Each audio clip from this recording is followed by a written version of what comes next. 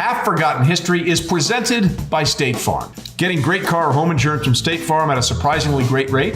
Well, that's just like talking to the biggest names in NFL history and hearing their untold stories. It's the real deal. So choose insurance that always brings its A game. When you want the real deal, like a good neighbor, State Farm is there. Can you imagine the Dallas Cowboys of the 90s and the things that you got away with and put up with in the age of social media? How would have that played out? I don't know if we would have had enough players to actually line up and play on Sunday. You know, if I tell all the stories, I'm incriminating myself. Hey everybody, Trey, Wingo here. Welcome into another edition of Half Forgotten History. So Half Forgotten History is pretty simple. We take a little glass of Maker's Mark, bring in someone that we know and love very well, and tell some of the great stories about the NFL and sports that you never heard of. All these things are fun, but some days are better than others, and I have a feeling today it's going to be one of those days. There are three kinds of people you work with, right? There are your coworkers, there are your friends, then over time to the guys that become your boys. Yeah, sure. And my guest on this week's edition of his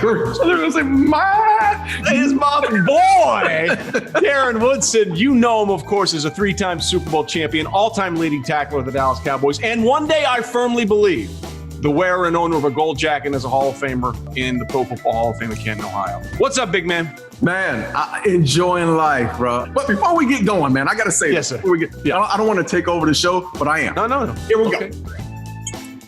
I just wanted to say, the way you get into a man's heart is, I'm going to cry. It's one tear. It's okay. Right? It's okay. One tear. You got to talk. Right. Just one. The way you get to a man's heart is that you provide a little bit of Makers. Yes. And you're there. We good. We good. So cheers to that, and let's tell a couple of those stories. All right. Yeah. We have to start, by the way, with your first day at ESPN. Okay. Darren Woodson is coming in because it's the middle of summer of 2006, 2005, one of those years. And you're here to, air quote, observe, watch me and Schlereth and everybody else do NFL Live, see how it goes, and just sort of take it all in, right? Well, things change, right? That was the day that Jerry Rice, arguably the greatest football player to ever live, retired. And so suddenly everybody at ESPN is like, whoa, Jerry Rice just retired. We got Darren Woodson in the building. The Cowboys and Niners rivalry of the 90s was the greatest thing in the history of football. We've got to get you on camera now talking about Jerry Rice. So you came on NFL Live, and it was great, did that. But back in the day, they used to do this thing called instant analysis. Instant analysis, where they ask the analyst one question, and he's just supposed to look in the camera, and they say, talk for 30 to 45 seconds, and then just stop. Like anybody in their right mind has a stopwatch in their head that just says, is this 30 seconds? Is this 45 seconds? I don't know. So that was the hardest thing we asked anybody to do. And we asked you to do it on your first day. How did that go? Yeah, how did that go? I can tell you how it went. Take 875. That's where we ended up. I mean, I almost lost my relationship. I just barely met you and Mark Schlereth that day, and I almost lost my relationship because you guys had to wait on me to get to the next segment. So we had there was another segment that was going to take place after my little instant analysis. And it was, I don't know how many times you said, okay, I'll just tee you up on this one. Just breathe. Just give you did the lip exercise with me too. You did all. Now let's go. Let him loose, baby. Let him loose. I went through you tried every coaching move with me through all those takes to get it done. And it was a 30-second take. What's the hardest thing we ask anybody to do? It was the hardest thing we ask anybody to do. It's not even close. So you did it. You nailed it. Congratulations. I didn't nail it. I did not nail it. You were eventually. Just like, what you ended up saying. 843, you nailed it. That was good enough. Let's move. Let's go. We accepted it. We moved on. We lived to fight another day. Another one of the great stories that nobody knows, and you talk about the green room, because we set this up before the green room. This was when Jamarcus Russell was having his issues, for lack of a better term. And it turned out he was into codeine, which, you mix with scissor, playa potion, or the other thing that people called it was purple drank. Okay? Not purple drank, purple drank. So I had to do this lead-in on camera about Jamarcus Russell and his issue with purple drank. And I told Darren before the show, I said, listen, I'm going to lean into this. Okay. I'm not just going to say purple drank. I'm going to say purple drank. And you're like, there's no way you're going to do it. You ain't doing it. There's no way you're going to do it. So we go on the set, we get on the show, and I do it. Russell didn't have a prescription for the opiate found in his possession, which can be mixed with Sprite and candies to create a cocktail commonly referred to as the purple drank. I couldn't stop laughing the entire show. Where I guess it's got to be on YouTube, where I'm just laughing through the whole show. I couldn't stop laughing because you know what? You know what it brought me to? I'm going to tell you what it brought me to. I'm a hood dude. I come from inner city. And so I've heard people say that purple drank. Like not this face. Not that face, but I've heard others say purple drank. But for Trey Wingo, who's been in the business for 30-some years, the professional, the football face of ESPN, to come out and say purple drank, it just tore me apart. I was no good the rest of the day. It was a good day. That was a good day. A lot of times we mark the shows by how much fun we had making them. That was a good day. Yeah. So you had a ton of good days as an NFL player, but people might have forgotten your rookie year. You came as a second-round pick out of Arizona State. You were a linebacker at Arizona State, and they converted you to safety. And you thought you had a really good chance to be a day one starter in the NFL. And right before the start of the season or the start of training camp, or maybe it was during the season. During training camp. It was during the season, right? During training camp? Yeah. They traded for Thomas Everett, the Cowboys did in 1992, and he essentially took over that job. So you won a Super Bowl ring as a rookie, but you were kind of pissed the entire year. Yeah, I wasn't real happy about it. And for obvious reasons, but there were so many reasons on the opposite side in which I look back and I start to think and understand why Jimmy ended up saying those words of, I don't trust you. And that's the reason why they went out and got Thomas Everett and brought him in. But the reason was I was making a transition for the first time in my life from a linebacker position to a safety position. And not only was it a transition, was it a mental transition from being that close to the line, but playing deeper and being the last line of defense and not giving up the big play. And Jimmy was big on don't give up the big play. Catch it in front of you, tackle them, we'll live to see another day. So in the end, I understood it, but at the same time, I just felt like athletically, I had so much more athletic ability than the guys that were playing the position. Right. I felt like a guy that, in for all athletes, we have this innate feel about us to always feel like we're the dude. I mean, there's the reason I made it to that level is because I've always felt like I'm the guy and had extreme confidence in what I was doing. So I took it on the chin. I didn't like it. I didn't like the fact that they brought Thomas in and they started James Washington, and they played Ray Horton and a number of other guys in front of me. And my role was you cover the tight end, you cover the slot receiver, you're our nickel guy, and you run down on special teams. And for the pride side of me, man, I took a hit that year because I'd never been in that role. I'd always been, the guy everyone counted on. Yeah, but how much did that make you the player you ended up being? Oh, you know what it made me? It made me every day, and I think it was a part of Jimmy's plan. It was like that dig. It was that needle in my side every day to know that every day I had to go out there and bust my ass every single day for practice. It had to be a situation where I had this chip on my shoulder every day, even to the point where they were telling me, hey, man, you need to chill out. Like, you're going way over the top here. And you know who that sounds like, Darren? That sounds like Tom Brady. That's absolutely.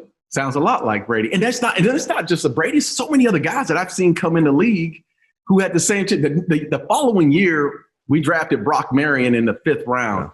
And he had the same attitude. And there were times when Brock came in, I was like, hey, man, you need to chill out.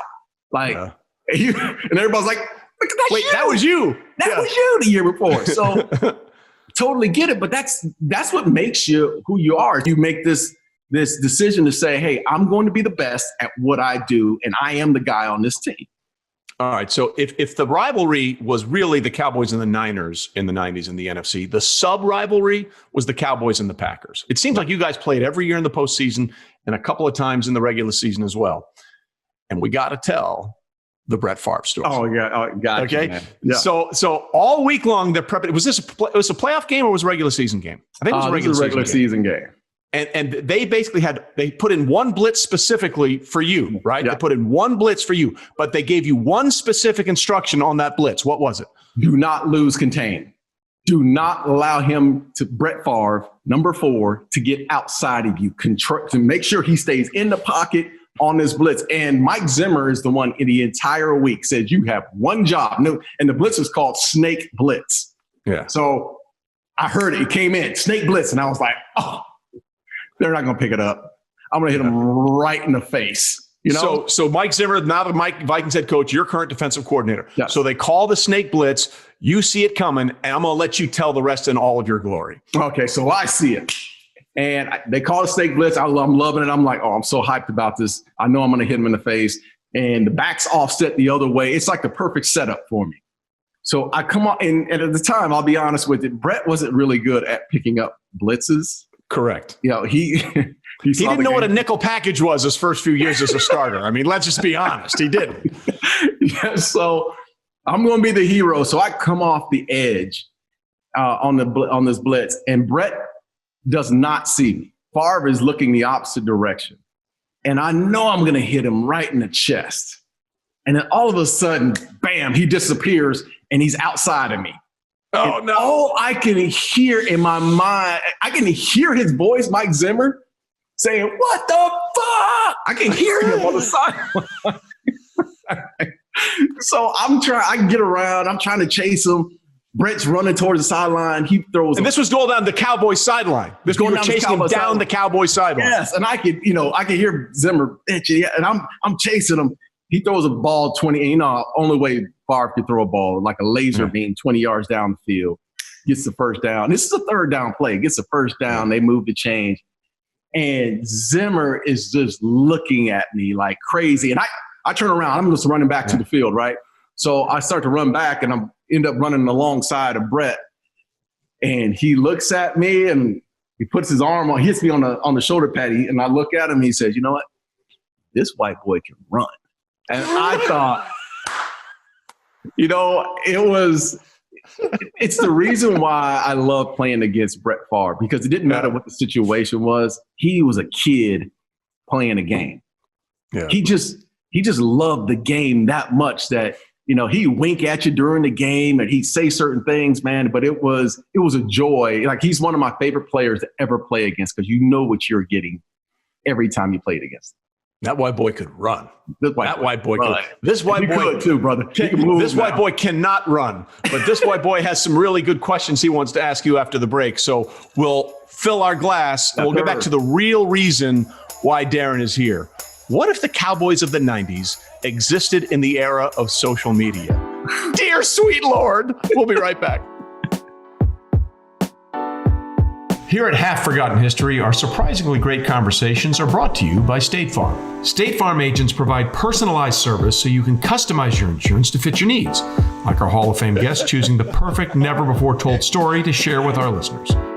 Look, you need a team that supports you and gets you, and State Farm's got a great one. In addition to agents, the award-winning mobile app helps manage coverage, pay bills, file claims, and more. With a great price and even greater service, State Farm goes from strength to strength. Choose insurance that always brings its A game. When you want the real deal, like a good neighbor, State Farm is there.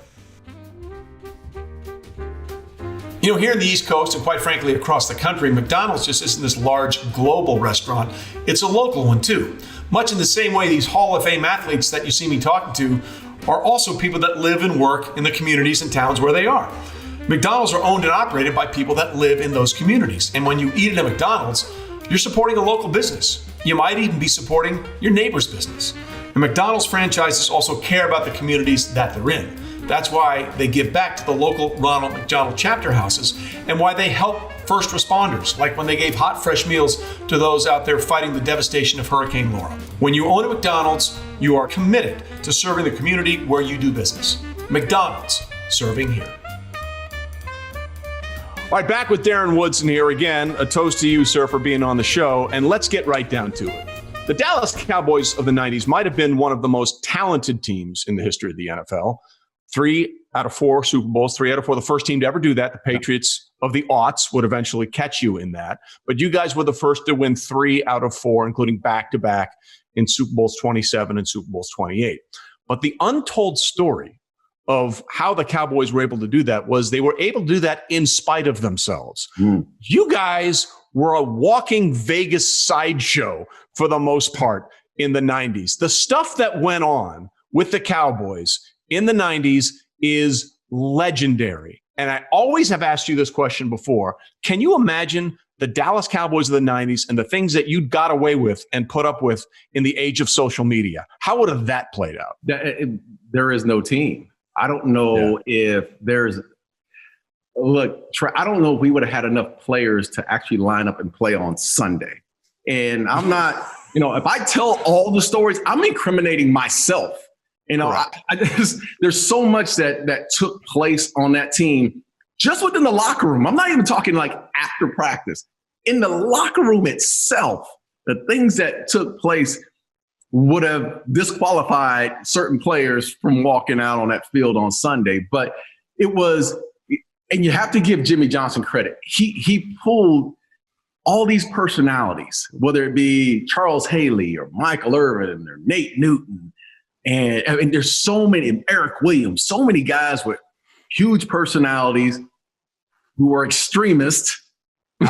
Early on, I was one of those that were extremists and had our own little things that we like to do outside of football.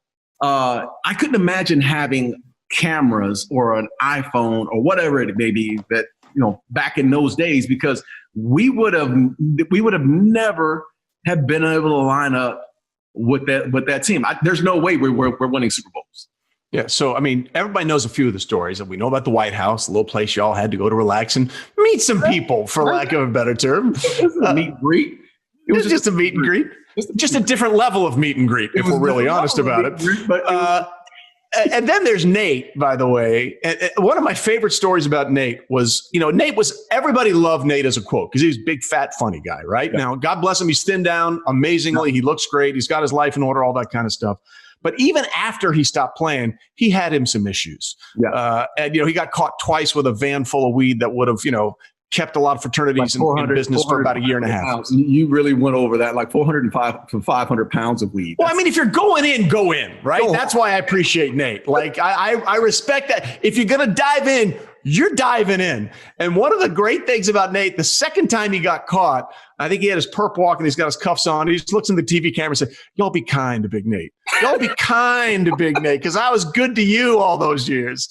Oh, so what's the story we don't know that you feel comfortable telling us? I got to tell this one, man, because it just popped up because I was talking about Nate. But I don't know if you remember Derek Kennard. Oh, absolutely. Number 60. 60. And Derek Kennard, if Nate weighed 360, Derek Kennard was 365, 370. Like they would have these fat guy jokes go back and forth. So we're in the locker room one day, and our locker room was a square.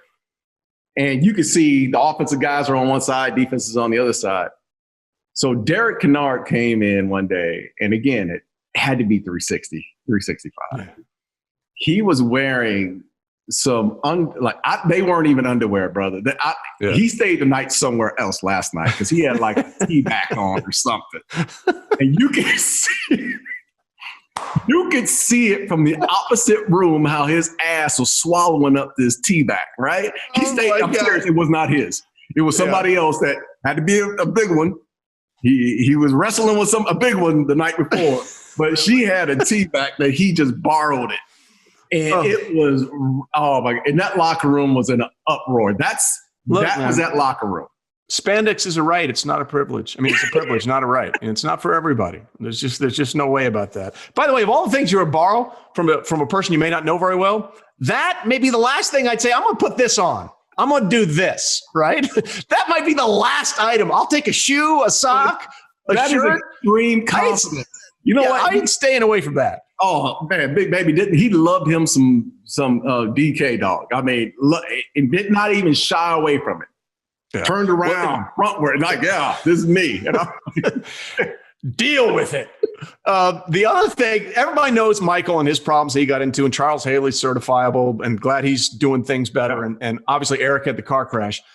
But people may not know, the guy that really was the ringleader of all that stuff wasn't Michael Irvin. No. It wasn't Charles Haley. It was Harp. Yeah.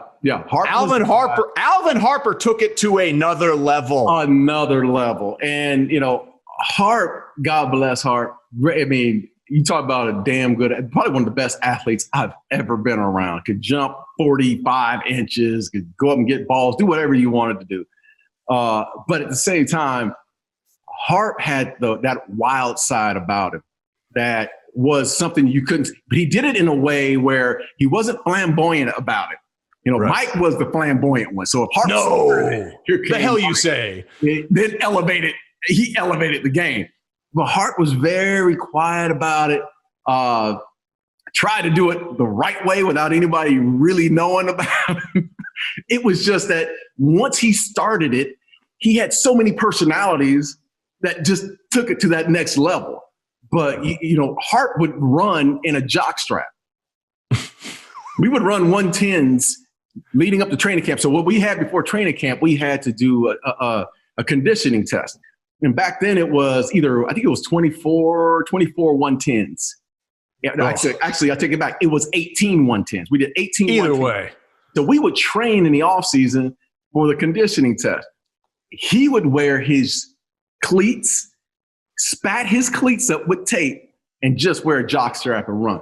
And it was like aerodynamics. Hilarious. Dude, that was Hart. Like Hart was that dude. Like crazy wild.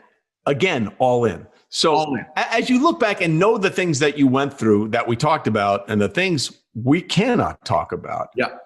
Is it amazing to you at all that you guys were able to do what you did, especially Super Bowl 30?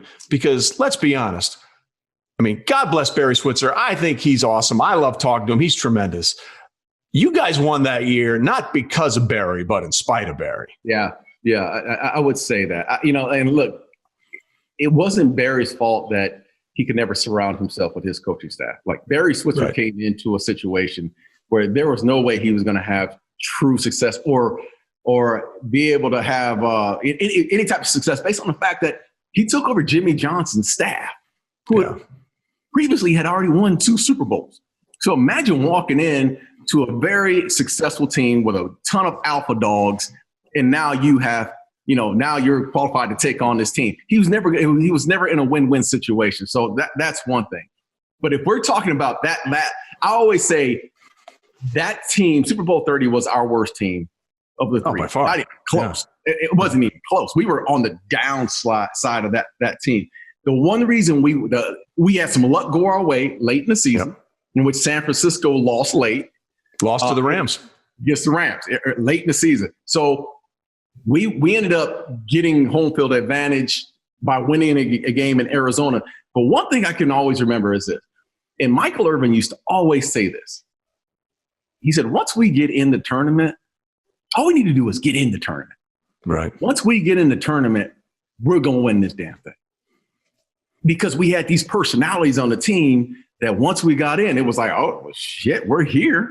Yeah. Let's get it. Let's eat. And we had so much talent and guys who had that drive to win. And I would say, even the 92, 93 teams, much better football teams. So deep. There was a drive. There was something about each day at practice. Like I used to always say practice was harder than games. I couldn't wait to play the Falcons because, Wednesday, Thursday, Friday, we didn't have shorts and, just shorts and shells. It was fully loaded. Jimmy Johnson yelling and screaming Wednesday, Thursday, Friday. And then Sunday came along. He was like, hey, go have fun. And we were like, hell yeah, we're going to eat today. So that was the feeling of that football team. He just built a different fever of a team that had a lot of alpha dog personalities. Listen, I contend to this day that if free agency hadn't started after the 92 season, that Dallas Cowboys team could have won 4 straight Super Bowls. Yes. Because you look at the free agents that you guys lost and you couldn't keep everybody.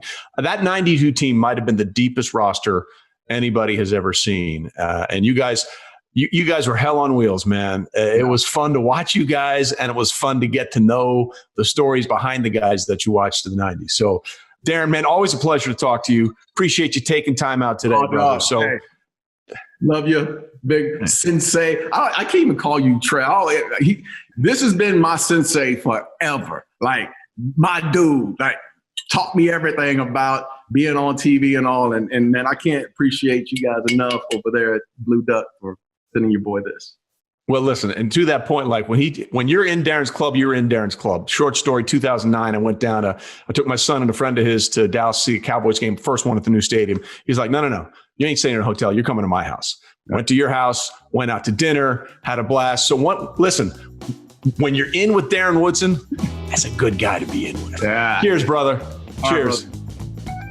That'll do it for this edition of Half Forgotten History. Once again, thanks to my boy Darren Woodson for him coming on the show and indulging me with some of those great stories. We're sending a check to Ronald McDonald House in his honor.